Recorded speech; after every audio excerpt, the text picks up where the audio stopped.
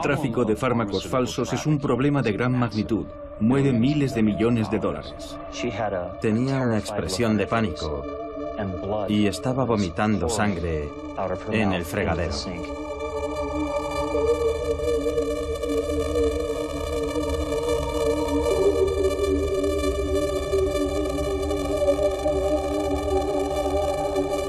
El Servicio Nacional de Salud de Reino Unido está siendo invadido por falsificaciones de conocidos medicamentos.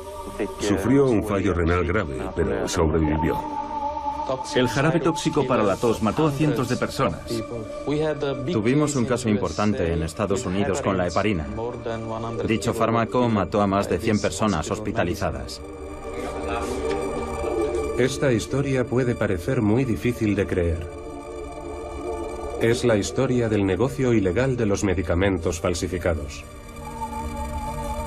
Es la historia de las personas que enfermaron y murieron por consumir medicamentos que supuestamente debían curarlos. Cuando nos llega un paquete por correo, no sabemos qué contiene realmente. Puede ser matarratas, por ejemplo. ¿Ha habido algún caso? Es un negocio que no ha parado de crecer. Genera más beneficios que la heroína y las otras drogas. Es una industria ilegal que mueve miles de millones de dólares y sin embargo apenas se oye hablar de ella. Es la historia de unos falsificadores despiadados que matan personas a diario. Pero por extraño que parezca, también es una historia de la que apenas se hacen eco los medios de hoy. El cliché habitual de lo malísima que es la industria farmacéutica no se aplica aquí. En este caso, las firmas farmacéuticas están en el bando de las víctimas. Y hasta la era de Internet, solo era una de tantas historias aterradoras que nos llegan de los países en desarrollo.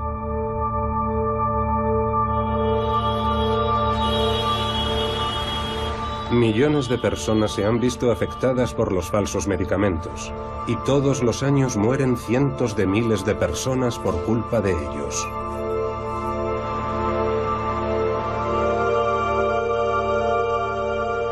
Esta es la historia de las personas que trabajan sin descanso día y noche para combatir uno de los negocios criminales más rentables de nuestros tiempos.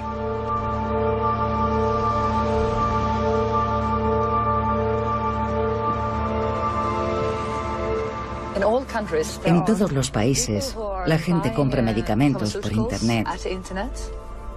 Y una parte importante de los medicamentos que compran son falsos. Pueden ser comprimidos de azúcar, pero también pueden ser muy peligrosos para la salud.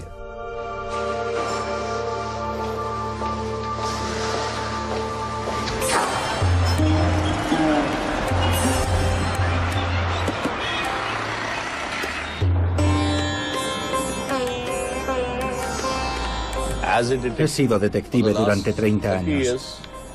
Mi trabajo ha consistido en combatir la amenaza de los pseudofármacos en India.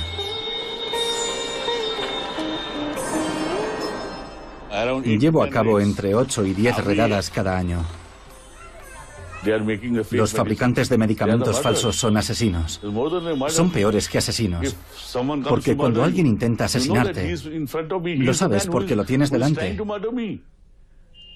Pero en este caso, ni siquiera sabes que hay alguien que está intentando asesinarte. Los que asesinan a la gente con sus pastillas falsas son asesinos invisibles. Y lo hacen solo por dinero.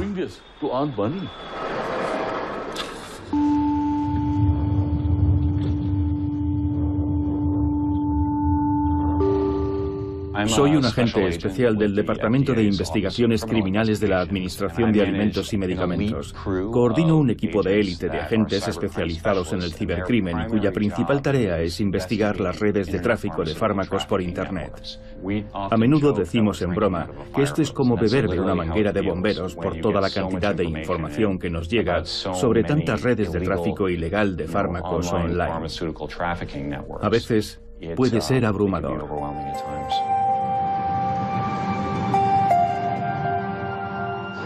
Nuestra madre se puso enferma un día por tomar un medicamento. Si no se hubiera puesto enferma, cuando le dieron ese medicamento falsificado, ¿Cuántas personas más habrían consumido ese fármaco en la consulta? Tenía cajas y cajas del medicamento falsificado.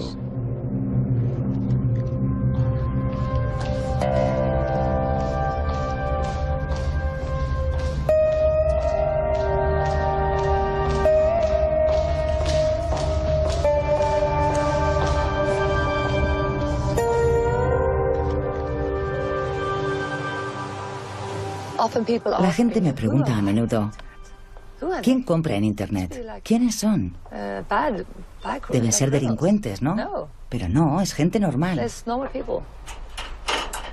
Y es fácil.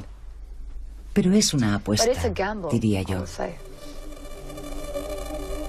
Hemos calculado que el 50% de lo que se compra en Internet es falso.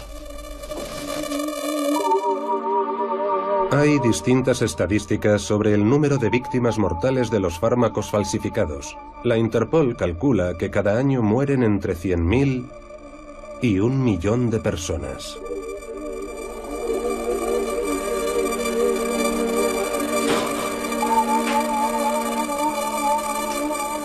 Llevamos 245 investigaciones de momento. No está mal. Cecilia Fant trabajó durante muchos años de policía federal en Suecia.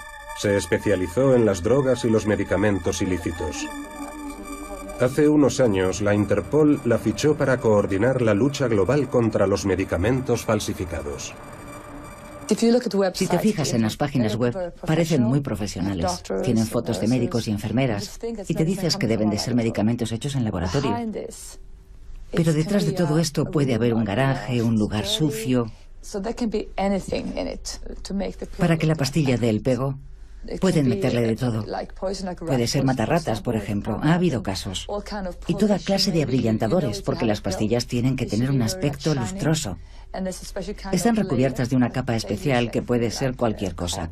Abrillantador de coches, abrillantador de suelos, lo que sea. Esas sustancias contienen toda clase de metales pesados que pueden provocar cáncer. Pueden matar a la gente. Entornos estériles e higiénicos, maquinaria limpia, profesionales con máscaras. Esta es la clase de sitio donde queremos pensar que se elaboran nuestros medicamentos.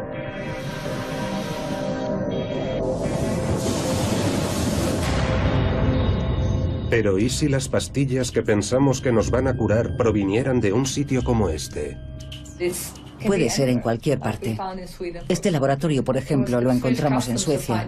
Lo encontró el servicio sueco de aduanas. Tenían una máquina para hacer pastillas. Por allí pasó toda clase de gente. Yo estuve allí. La policía estuvo allí. Estaba muy sucio y había muchísimo polvo. Había diferentes tipos de cubos con polvos. Usaban una batidora de cocina. Es una prueba de que puede pasar en cualquier sitio. A veces me quita el sueño por la noche. Es un problema enorme. Les voy a dar un ejemplo. Mi propio suegro compraba en una farmacia online canadiense.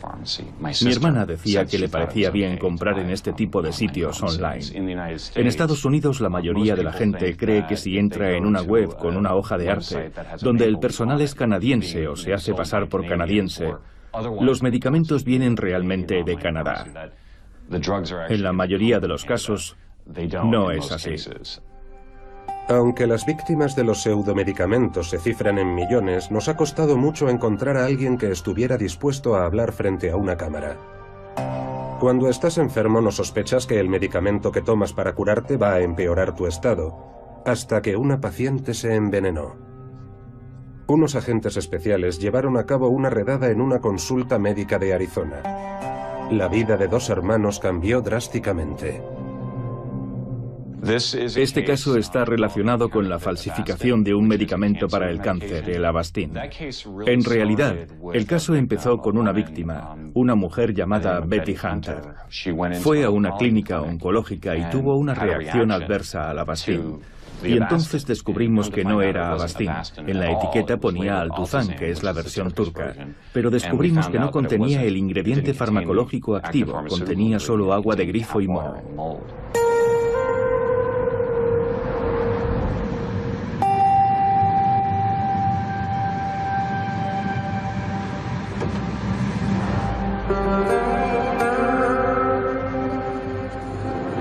Ahora mismo hay gente en la cárcel porque nuestra madre se puso enferma. Sí. Por un medicamento que le dieron un día. Solo somos una de tantas familias afectadas. Probablemente haya millones de familias. Cuando vas al médico le tienes que hacer esta pregunta. ¿Los medicamentos que me va a dar son falsificaciones?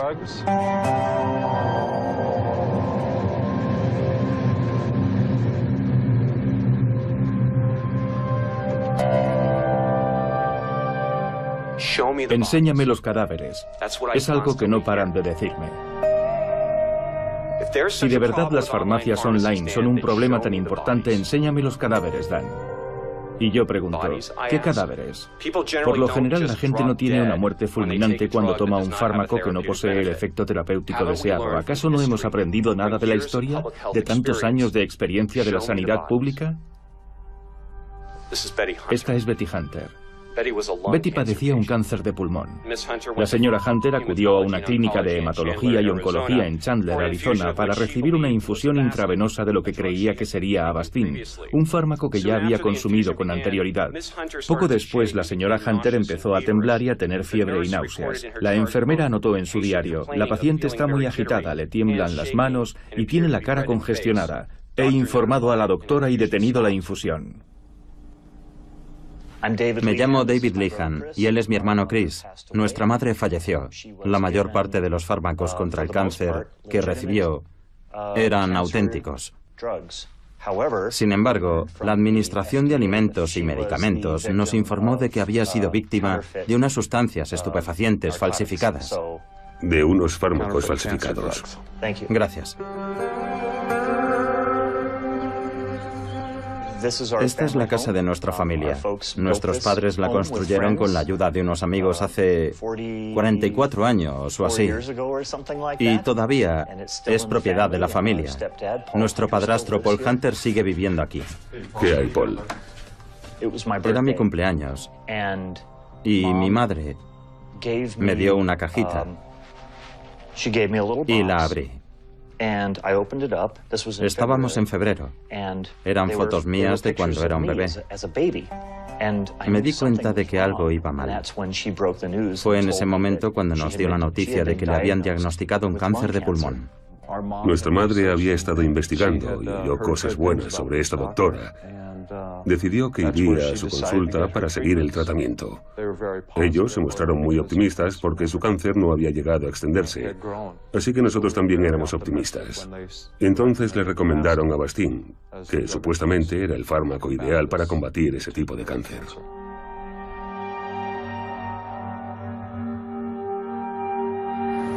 Dentro de unos minutos volveremos a Arizona con los hijos de Betty Hunter.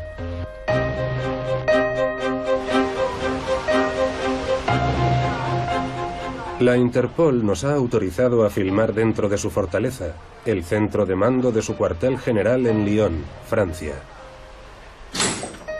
No es habitual poder echar un vistazo entre bambalinas. La Interpol coordina la operación Pangea una semana al año. Durante esta operación, la policía, los servicios de aduanas y las autoridades sanitarias de más de 100 países lanzan un ataque sorpresa contra los negocios ilegales de pseudomedicamentos de todo el mundo. Durante esta semana los servicios de aduanas hacen incautaciones en las fronteras. La policía realiza detenciones y rastrea las webs que venden medicamentos falsos. También están involucradas las autoridades reguladoras y sanitarias. Algunas tienen poderes ejecutivos y realizan el mismo trabajo que la policía. Todos los países nos envían información sobre lo que están haciendo durante esa semana.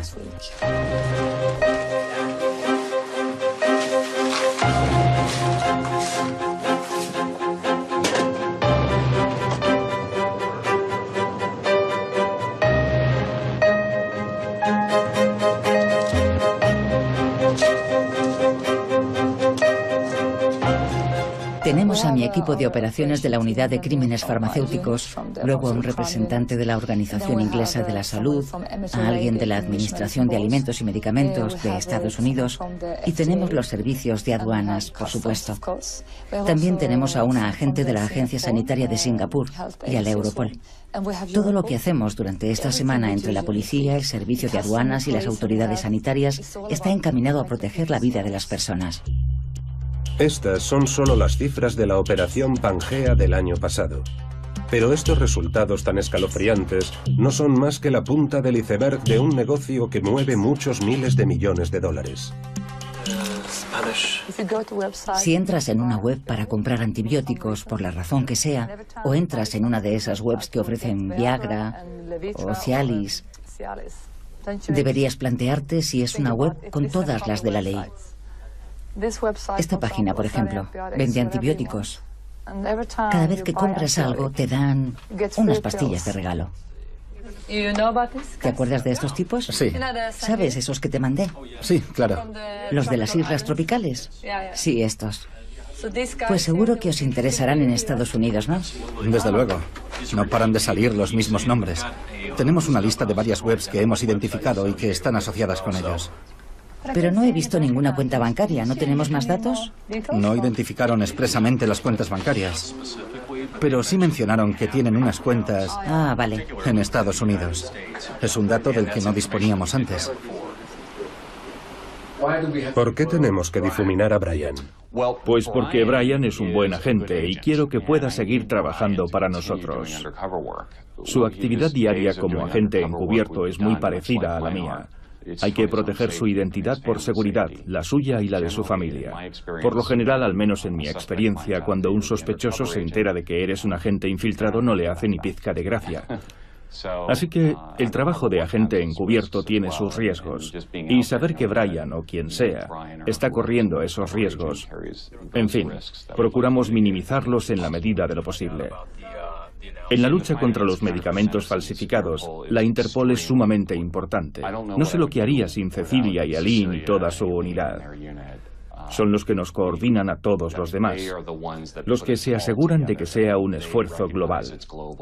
Son los que nos dicen, oye, da igual que estemos en Estados Unidos, México, Francia o China, tenemos que dar con una solución global a esto.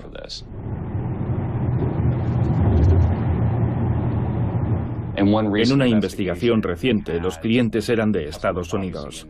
Los servidores de las páginas web estaban en Estados Unidos y en Europa. Los procesadores de pagos en Costa Rica y en Europa, realizando operaciones bancarias con países como Chipre, Israel o Hong Kong. El personal de atención al cliente estaba en India y en Filipinas. Los fármacos provenían de India y de Pakistán, y se hacían transbordos en países como Reino Unido y Mauritania. Así que todo es como una gran telaraña. Y claramente, se trata de un negocio global.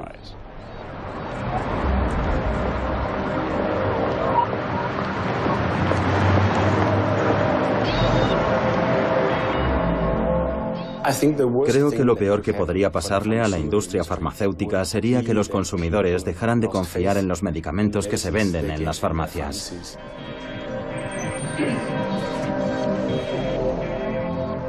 Si vas a tomar un fármaco que te puede salvar la vida o salvarle la vida a tu hijo y no te fías de que vaya a ser eficaz y piensas que, por ejemplo, puede ser una falsificación para mí, ese es el peor escenario posible. Y nosotros colaboramos en muchos frentes para asegurarnos de que no suceda eso. La FPA es la Federación Europea de Industrias y Asociaciones Farmacéuticas. Buenos días, Sorem. Desarrollar un nuevo fármaco entraña un esfuerzo considerable. Por lo general, lleva entre 5 y 10 años y hay que atravesar diversas fases de pruebas clínicas para demostrar que es eficaz y seguro, de tal forma que el consumidor pueda fiarse realmente de que es un fármaco de calidad, homologado. En cambio, si eres un falsificador, básicamente te basta con fabricar una caja y una pastilla. Y la pastilla puede ser de cualquier cosa. Básicamente eso es todo lo que tienen que hacer y eso no cuesta demasiado. Mientras que, por ejemplo, si quieres elaborar un medicamento partiendo de cero, el precio de salida es de $1.000 millones. Esa gente gana exactamente el mismo dinero vendiendo fármacos falsificados que si vendiera o traficara con heroína. Así que no importa demasiado de qué medicamentos estamos hablando. Básicamente todos los grupos, todas las clases, son susceptibles de ser falsificados. Y como los beneficios son inmensos, están en todas partes. Cuando lanzamos la operación Pangea, adoptamos diferentes enfoques. En Asia, por ejemplo, y en África hay farmacias que no son reales. Y por supuesto los delincuentes se aprovechan de ello. Solo piensan en el dinero. Les da igual que la gente se esté muriendo y puede ser muy caro comprar los medicamentos legales en los hospitales. Muchos prefieren ir a comprarlos a una caseta cualquiera. Medicamentos para sus hijos. Medicamentos falsos que los matan. Yo viajo mucho. Hace poco estuve en Asia y me puse muy enferma, pero me daba mucho miedo ir a una farmacia porque no estaba segura de que me fueran a dar el medicamento correcto. Y eso que yo era una turista. Imagínese vivir en un país en el que no se puede uno fiar de las farmacias normales. Y lo que sucede en estos países también sucede en Europa. Sucede en todos los países. Esta redada policial en Vietnam es el resultado de una investigación llevada a cabo por un detective que trabajaba para la industria farmacéutica. La policía incautó cajas y cajas de comprimidos falsos en un pequeño apartamento. ¿Qué está pasando? Enseguida lo vas a ver. ¿Sabes lo que es esto? No, no lo sé. ¿Cómo puede ser que no lo sepas? Solo sé que son unos medicamentos. ¿Qué hacen? Esta historia nos condujo a otro investigador privado en India que se dedica a rastrear criminales que fabrican medicamentos falsos. Nos estamos dirigiendo a Aligarh. Es una pequeña ciudad cerca de Delhi y uno de los principales mercados para la distribución de medicamentos falsos. Uno de mis informantes me ha prometido darme unas muestras hoy. Hemos venido a recabar información sobre un medicamento falso. Nos enteraremos de los nombres de las marcas. Una parte importante de los fármacos falsos que se venden a nivel mundial se produce en India. Suresh Shetty es un investigador privado que trabaja para las firmas farmacéuticas. Rastrea muestras de medicamentos falsos y contacta con las compañías mencionadas en los envases. Luego firma un contrato con la compañía farmacéutica para investigar la organización que se encuentra detrás del pseudofármaco.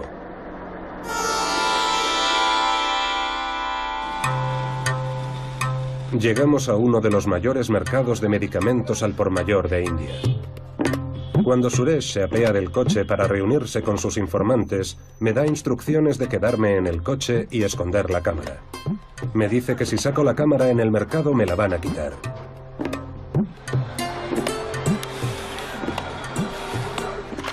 Suresh regresa con las muestras del medicamento falso que le han comprado sus empleados. Es un analgésico. Boveran SR, de Novartis. Mira, por el blister, nadie diría que es falso. Es verdad que hay alguna diferencia en la caja, pero es insignificante. Solo puede percibirlas un experto. Si no, para un consumidor normal, no hay ninguna diferencia. Mira la caja. Todo está bien impreso. Hasta el holograma. Hasta el adhesivo que usan para sellar la caja tiene impreso el logo de Novartis. Aquí viene el número de la partida y la fecha de fabricación.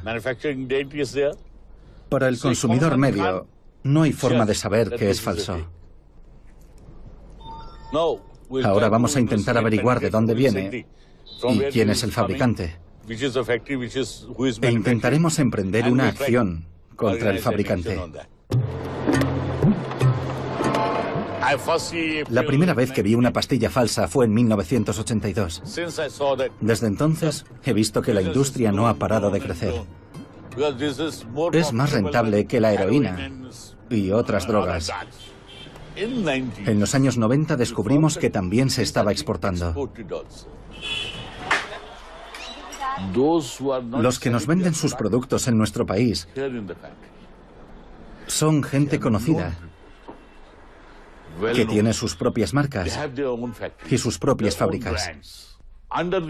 Bajo la tapadera de sus marcas, fabrican las falsificaciones y las exportan.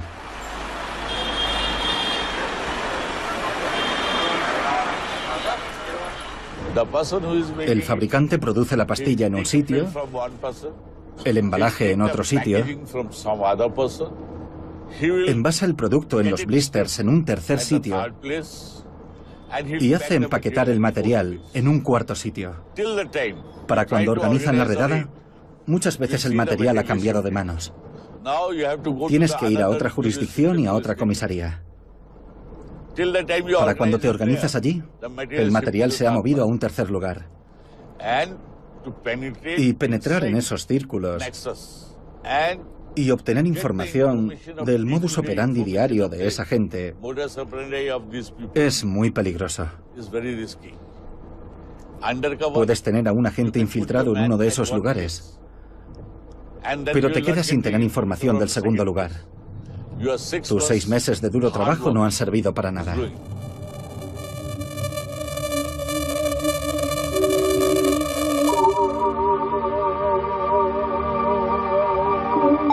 El agente especial de la Administración de Alimentos y Medicamentos Dan Burke accedió a desvelar su identidad al participar en esta película. Estas imágenes fueron grabadas con una cámara oculta durante su último trabajo encubierto.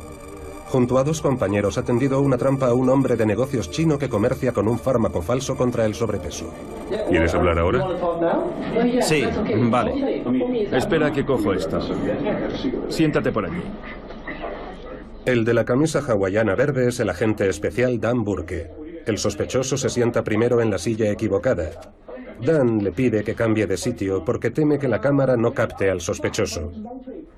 Necesita grabar sus declaraciones para usarlas como pruebas. No tenían habitaciones libres en el otro hotel, así que... Siéntate. Vale. Mi compañero de entonces recibió una queja de GlaxoSmithKline, los fabricantes de Ali, un fármaco contra el sobrepeso. Y descubrieron que en Estados Unidos se estaba comercializando Ali falsificado. Sí, eso es lo que quiero. Quiero saber qué pinta tiene esta cosa. Por fin, organizamos un encuentro haciéndonos pasar por compradores. Me hice pasar por un agente de aduanas, alguien que podía importar un alijo de Ali falsificado al país. Los otros 2 agentes se hicieron pasar por compradores. No quiero dar demasiados detalles, pero habíamos hecho unas cuantas adquisiciones. Nuestro objetivo era desmantelar ese negocio y así fue como lo hicimos. ¿Juegas al golf? Sí, pero no soy demasiado bueno. No, ¿eh? Pues tienes que jugar con nosotros. Únete al club. Por eso juego con estos. ¿Me vas a enseñar cómo juegas al golf? No, te voy a enseñar los embalajes. Ah, vale, genial. ¿En qué piensas en esos momentos? En que quieres conseguir pruebas. Quieres conseguir la información que le demostrará a un jurado que hemos dado con el responsable. Tengo un sitio en Pekín. Vale, ¿me puedes dar la dirección? Le estoy haciendo preguntas para que corrobore una serie de datos que yo ya conozco de la persona, solo para asegurarme de que es la persona correcta y así comprender el grado de implicación del sospechoso en un entorno en el que está dispuesto a hablar.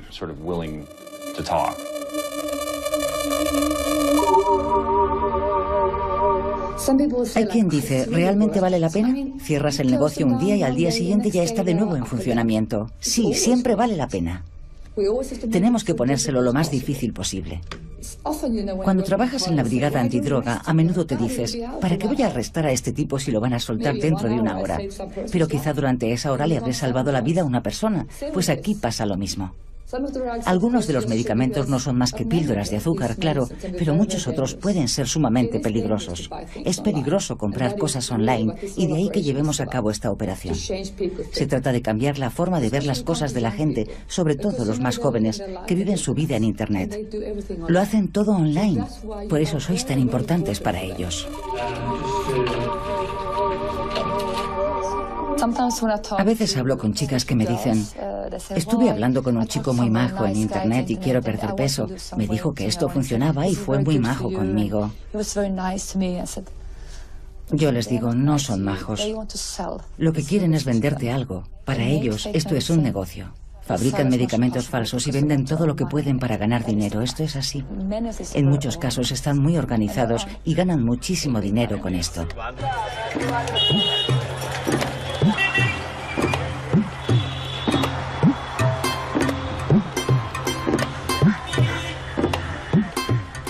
Mira, esto es una redada que hicimos en Lucknow. Arrestamos a este chico que va esposado. Y en esta redada, la persona tenía un revólver. Este es el revólver que le incautamos. ¿Nunca temes por tu vida? Sí, porque estos te matarían sin ningún reparo. Pero ¿por qué voy a tener miedo si estoy luchando por una buena causa? Dios está de mi lado. Pese a todos los medicamentos falsos que se venden y se consumen, no hay un solo caso denunciado por un médico. Cuando se les muere un paciente por consumir un medicamento falso, ¿por qué no llegan a la conclusión de que esa persona ha muerto porque el fármaco que le recetaron era falso? Porque a nadie le importa. Una persona ha muerto. Si los médicos no lo denuncian, ¿quién va a hablar de los fármacos falsos que se están vendiendo? Nadie. Hace poco, un hospital del gobierno recibió un cargamento de medicamentos falsificados. Era paracetamol. Algunas de las cajas estaban deterioradas. Alguien mandó el paracetamol al laboratorio para ver si había caducado o estaba en mal estado o lo que fuese. Y le dijeron que era falso. O sea que los hospitales del Estado estaban recibiendo fármacos falsos. Cuando los investigadores y las organizaciones tratan de evaluar el número de víctimas mortales causadas cada año por los medicamentos falsos, cuentan tanto los casos en los que el medicamento ha envenenado y matado directamente al paciente, como los casos en los que el fármaco en sí mismo era inofensivo y el paciente ha muerto por no haber consumido la medicación correcta.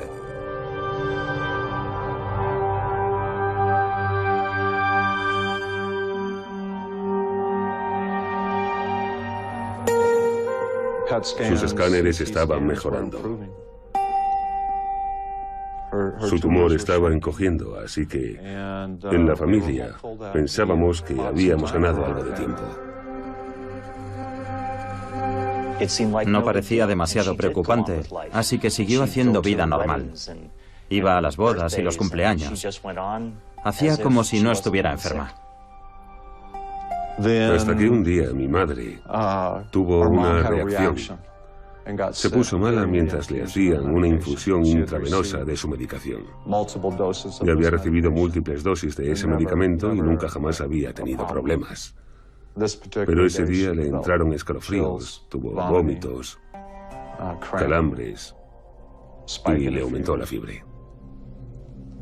La enfermera que le estaba realizando la infusión llamó al proveedor del medicamento en Canadá para preguntar qué había que hacer, porque nunca había visto nada igual. Así fue como se hizo esa llamada, y la Administración de Alimentos y Medicamentos supo de los medicamentos que recibió nuestra madre ese día. Habían pinchado el teléfono del proveedor en Canadá. La Administración de Alimentos y Medicamentos hizo una redada en la consulta de la doctora 2 semanas más tarde e incautaron los medicamentos de sus botiquines. Descubrieron que estaban compuestos de agua y moho. Informaron a la doctora de que había adquirido fármacos falsificados. Nuestra madre seguía viva. Seguía yendo a la consulta de la doctora, pero nadie nos dijo nada.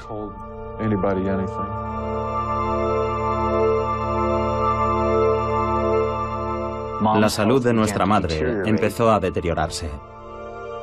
Tos, escalofríos. No podía salir de la cama, no podía respirar. Aquello duró 2 meses.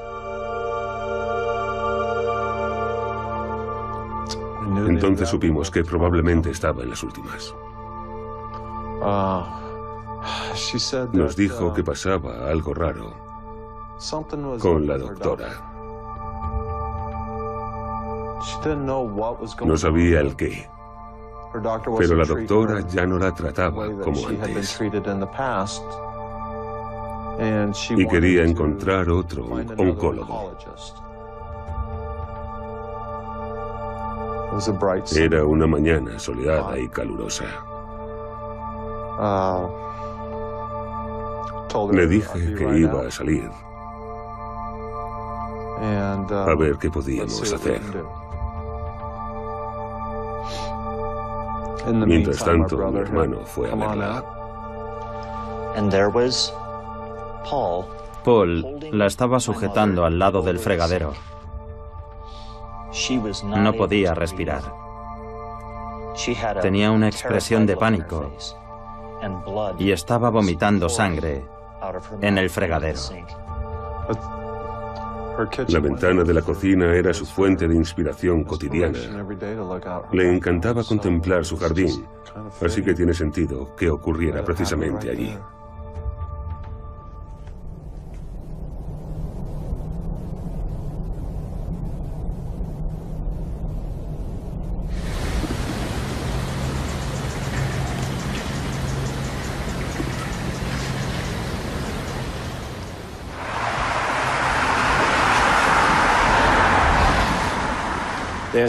No me cabe la menor duda de que la mayor amenaza para la salud pública es la compra de medicación por Internet a vendedores y farmacias no autorizados para conseguir medicamentos que no pueden obtenerse sin receta o para comprar sustancias que no están disponibles en nuestro país o conseguirlas más baratas. Eso plantea una amenaza muy grave para la salud pública. No se puede controlar Internet. Es sencillamente imposible. Pero puede ser una buena idea imponer restricciones. Es factible. Sin embargo, en el fondo, si la gente quiere algo, lo consigue. Algún día, cuando entremos en una farmacia online europea, habrá un pequeño logo que, al hacer clic, nos dirigirá a nuestra autoridad reguladora nacional y nos dirá si es una farmacia autorizada. Si queremos estar completamente seguros de que nuestra medicación es segura, la mejor forma es comprarla en una farmacia física. Para 2018 o 2019, todos los medicamentos en venta en las farmacias europeas serán rastreables. En cada caja de fármacos figurará un nombre, y cuando vayamos a una farmacia, nuestro farmacéutico podrá pasar la caja por un lector de códigos de barras y ver si efectivamente esa caja existe en la base de datos de la compañía farmacéutica. Ese código constará en la base de datos y no se podrá volver a usar, así que confiamos mucho en ese sistema de códigos de barras de los proveedores.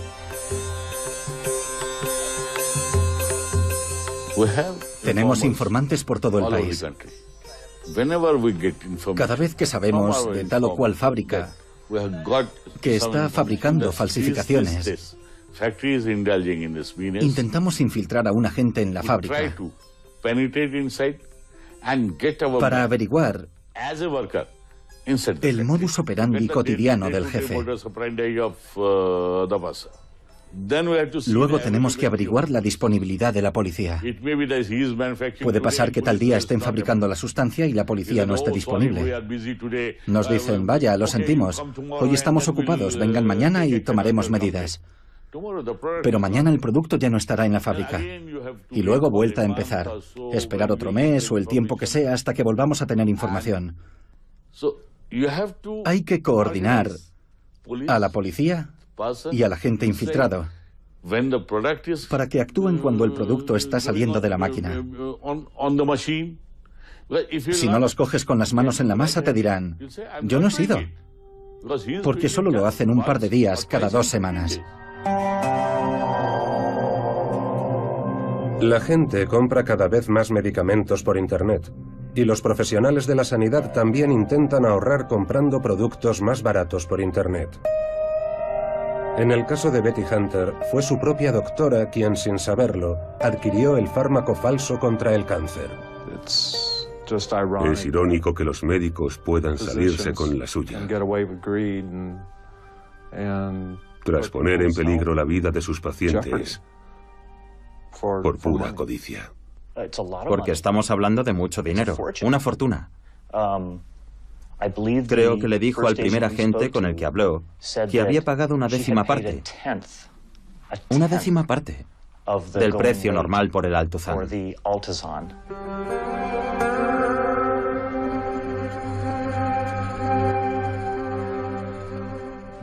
De haberlo sabido, evidentemente habríamos llevado a nuestra madre a otro sitio, faltaría más. Pero no sabíamos nada. Pensamos que simplemente había tenido una reacción en esa ocasión. La denunciamos ante el Colegio Médico del Estado de Arizona. David se puso en contacto con los 2 agentes de la Administración de Alimentos y Medicamentos en San Luis y nos dijeron que habían arrestado a 2 turcos que vendían medicación falsificada a Canadá y a través de Canadá a Estados Unidos. Se ganan la vida matando gente en la otra punta del planeta. Las cosas como son. No tienen conciencia. No tienen el menor escrúpulo. No les importa un carajo una mujer de Arizona. Les da lo mismo que sea vulnerable, que esté enferma y necesite ese medicamento para vivir. La condena fue una catarsis.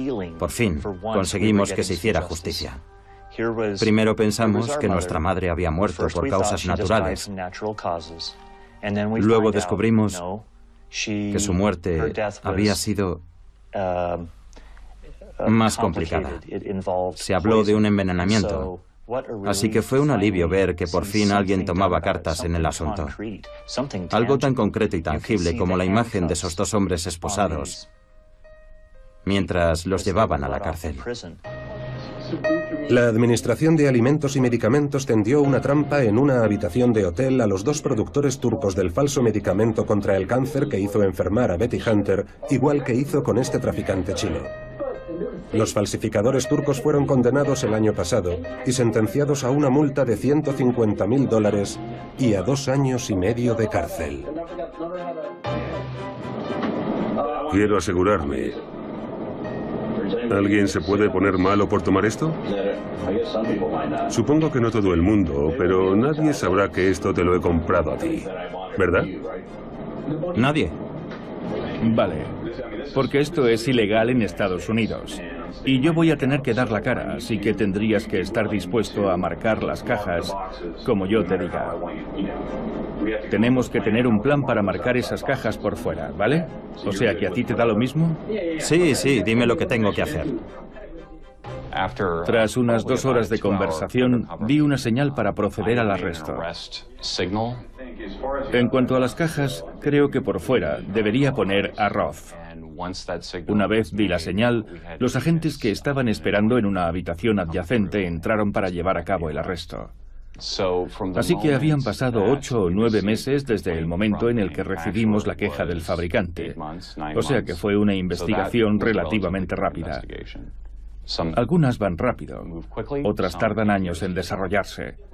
Creo que fue condenado a 7 u 8 años de cárcel. En otros casos he visto sentencias que eran sencillamente ridículas, casos en los que me sorprendió la sentencia. Los fármacos falsos dan más dinero que la heroína y otras drogas. Y además entrañan menos riesgo. Si te pillan vendiendo heroína, te tratan como un traficante. La policía no se anda con chiquitas. Te caen 10 años, 20 años. Pero en el caso de los medicamentos falsos te dicen, hay que ver si son falsos o no. Vamos a llevarlos al laboratorio. Si no, es un caso de violación de la propiedad intelectual. Ha usado la marca de otra compañía. En muchos países, la pena por producir fármacos falsos es más o menos la misma que la que le cae a un fabricante de Rolex o bolsos de Gucci falsos. He trabajado en el departamento antidroga durante muchos años. Para mí los fármacos y los estupefacientes son lo mismo, son drogas. Sin embargo, desde el punto de vista de la ley, las sentencias que le caen a uno cuando lo arresto son muy diferentes. Te pueden caer entre 10 y 20 años por vender drogas en función del país. Pero si vendes medicamentos, la pena suele ser de 1 año o de entre 6 y 8 a lo sumo en casos excepcionales. En la mayoría de los países, la condena por ese crimen es de solo 1 año y una multa. Ese es el mayor problema. Creo que los crímenes farmacéuticos deberían ser el tipo de crimen por el que le embargan al criminal las cuentas, la casa, el coche, lo que sea, porque ahí es donde más le duele. En ciertos países se puede recurrir a las leyes contra el blanqueo de dinero y considerarlo como un delito de guante blanco. Ahí se les puede embargar el dinero. Creo que deberíamos trabajar más en esa dirección. Por ejemplo, tenemos toneladas de medicamentos incautados en Asia y África, toneladas. Y en algunos casos solo se detiene a un tipo que igual ni tiene estudios y no sabe bien lo que está haciendo. Le han cargado el muerto a él, pero los que se forran son otros. Si ante este tipo de crímenes pudiéramos seguir la pista del dinero y embargar cuentas, casas, creo que entonces se produciría un cambio. De esa forma interrumpiríamos el negocio y los criminales se quedarían sin su dinero. Ojalá hubiera más cooperación por parte de todos los bancos. Evidentemente, hay países en los que no están demasiado dispuestos a colaborar con nosotros o tienen un sistema bancario opaco y los criminales pueden esconder su dinero. Para mí eso sería lo ideal, claro. Ojalá hubiera más cooperación por parte del sector privado, de las compañías que, digamos, controlan Internet, los registradores de nombres de dominios, los proveedores de servicios, la ICANN. Ojalá entendieran que ellos también desempeñan un papel en este mercado global y tienen una responsabilidad. Ojalá nos escucharan cuando les decimos que hay una página web vendiendo un producto ilegal y les pedimos que la bloqueen. Pero no siempre lo hacen. En la mayoría de los casos se niegan.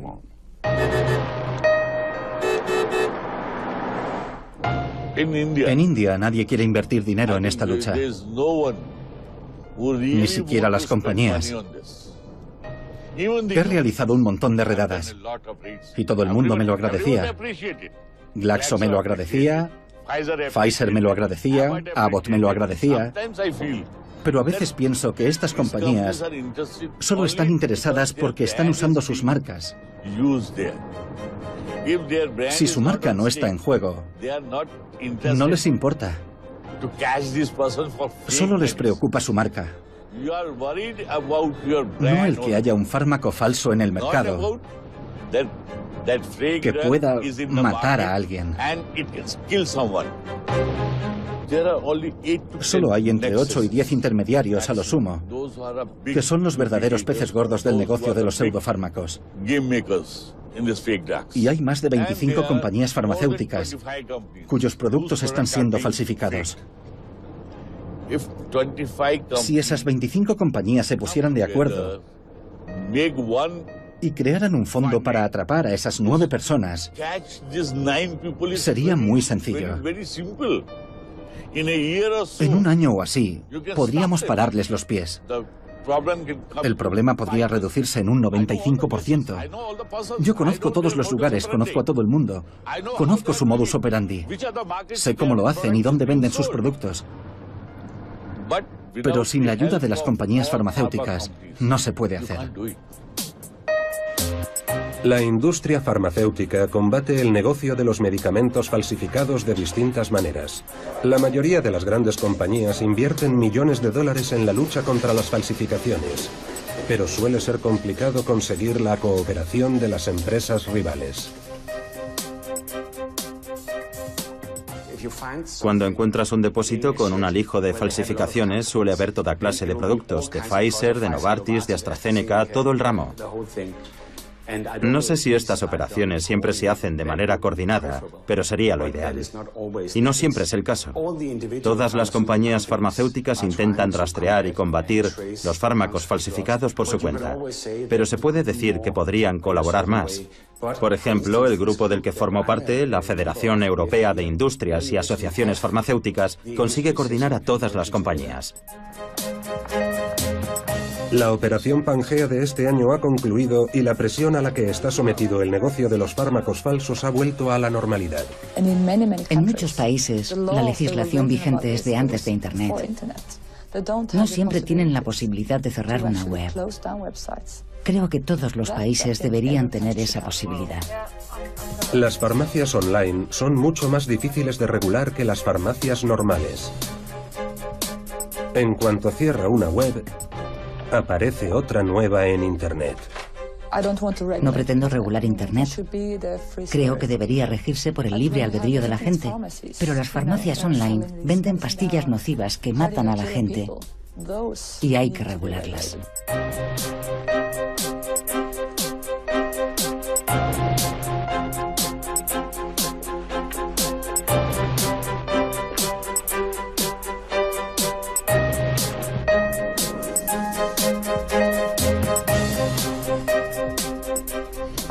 Leí un artículo sobre un indeseable que estaba vendiendo medicación falsa contra el cáncer. Le preguntaron cómo era capaz de vender medicamentos falsos y dijo, pero si se van a morir de todas formas.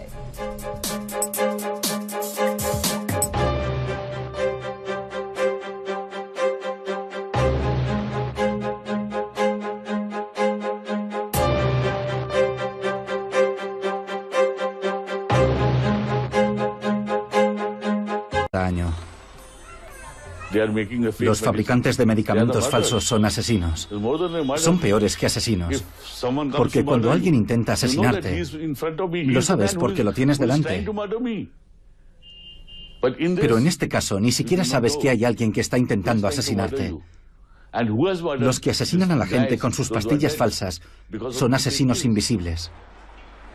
Y lo hacen solo por dinero.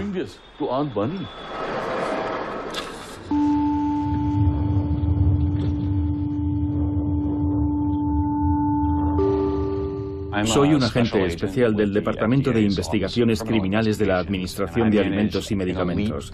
Coordino un equipo de élite de agentes especializados en el cibercrimen y cuya principal tarea es investigar las redes de tráfico de fármacos por Internet. A menudo decimos en broma que esto es como beber de una manguera de bomberos por toda la cantidad de información que nos llega sobre tantas redes de tráfico ilegal de fármacos online. A veces puede ser abrumador.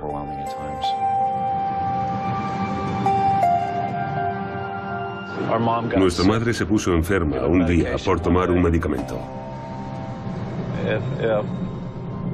Si no se hubiera puesto enferma cuando le dieron ese medicamento falsificado, ¿cuántas personas más habrían consumido ese fármaco en la consulta?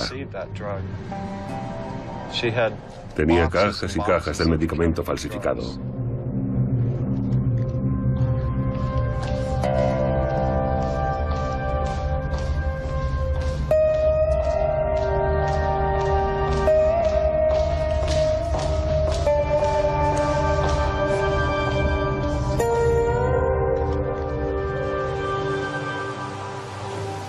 La gente me pregunta.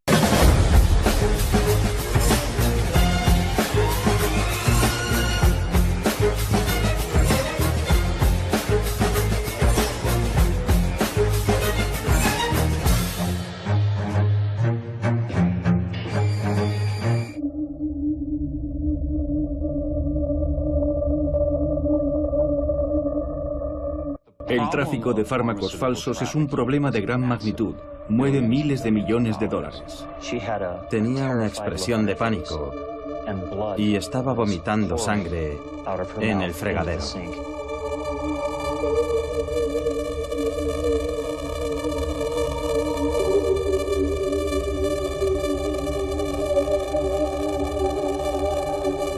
El Servicio Nacional de Salud de Reino Unido está siendo invadido por falsificaciones de conocidos medicamentos.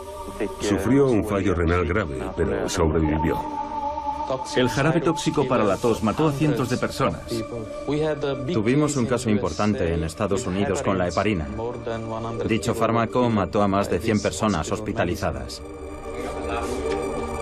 Esta historia puede parecer muy difícil de creer. Es la historia del negocio ilegal de los medicamentos falsificados. Es la historia de las personas que enfermaron y murieron por consumir medicamentos que supuestamente debían curarlos. Cuando nos llega un paquete por correo, no sabemos qué contiene realmente. Puede ser matarratas, por ejemplo. ¿Ha habido algún caso? Es un negocio que no ha parado de crecer. Genera más beneficios que la heroína y las otras drogas. Es una industria ilegal que mueve miles de millones de dólares y sin embargo apenas se oye hablar de ella. Es la historia de unos falsificadores. Pregunta a menudo. ¿Quién compra en Internet? ¿Quiénes son? Deben ser delincuentes, ¿no? Pero no, es gente normal. Y es fácil. Pero es una apuesta, diría yo. Hemos calculado que el 50% de lo que se compra en Internet es falso. Hay distintas estadísticas sobre el número de víctimas mortales de los fármacos falsificados. La Interpol calcula que cada año mueren entre 100.000 y 1 millón de personas.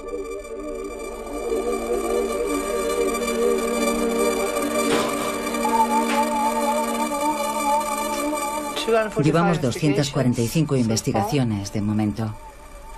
No está mal. Cecilia Fant trabajó durante muchos años de policía federal en Suecia.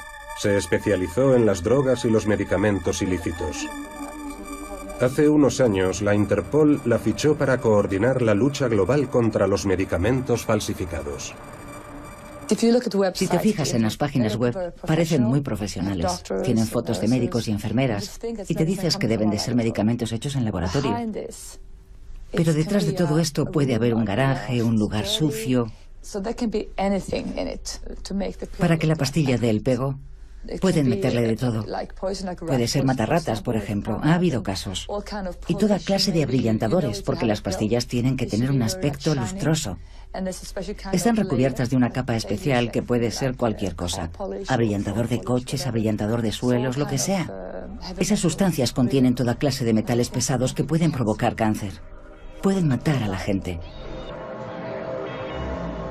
Entornos estériles e higiénicos, maquinaria limpia, profetas despiadados que matan personas a diario. Pero por extraño que parezca, también es una historia de la que apenas se hacen eco los medios de hoy. El cliché habitual de lo malísima que es la industria farmacéutica no se aplica aquí. En este caso, las firmas farmacéuticas están en el bando de las víctimas.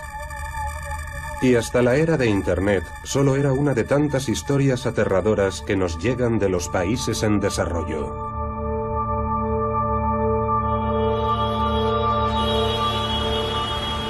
Millones de personas se han visto afectadas por los falsos medicamentos, y todos los años mueren cientos de miles de personas por culpa de ellos.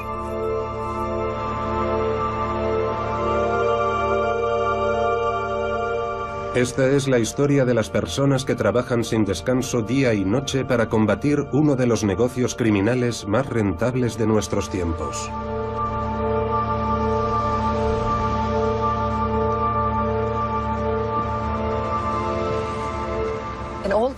En todos los países, la gente compra medicamentos por Internet.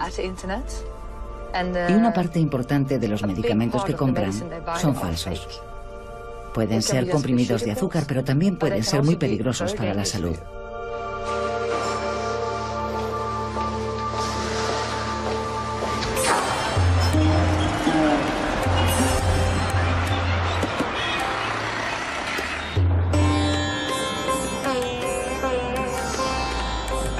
He sido detective durante 30 años. Mi trabajo ha consistido en combatir la amenaza de los pseudofármacos en India.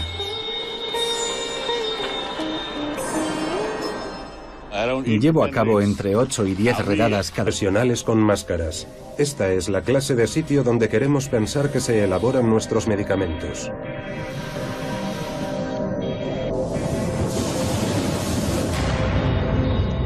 Pero ¿y si las pastillas que pensamos que nos van a curar provinieran de un sitio como este? Puede ser en cualquier parte. Este laboratorio, por ejemplo, lo encontramos en Suecia. Lo encontró el servicio sueco de aduanas. Tenían una máquina para hacer pastillas. Por allí pasó toda clase de gente. Yo estuve allí. La policía estuvo allí. Estaba muy sucio y había muchísimo polvo. Había diferentes tipos de cubos con polvos. Usaban una batidora de cocina. Es una prueba de que puede pasar en cualquier sitio. A veces me quita el sueño por la noche. Es un problema enorme. Les voy a dar un ejemplo. Mi propio suegro compraba en una farmacia online canadiense. Mi hermana decía que le parecía bien comprar en este tipo de sitios online. En Estados Unidos la mayoría de la gente cree que si entra en una web con una hoja de arte, donde el personal es canadiense o se hace pasar por canadiense, los medicamentos vienen realmente de Canadá. En la mayoría de los casos, no es así. Aunque las víctimas de los pseudomedicamentos se cifran en millones, nos ha costado mucho encontrar a alguien que estuviera dispuesto a hablar frente a una cámara. Cuando estás enfermo no sospechas que el medicamento que tomas para curarte va a empeorar tu estado, hasta que una paciente se envenenó. Unos agentes especiales llevaron a cabo una redada en una consulta médica de Arizona. La vida de 2 hermanos cambió drásticamente. Este caso está relacionado con la falsificación de un medicamento para el cáncer, el Avastin.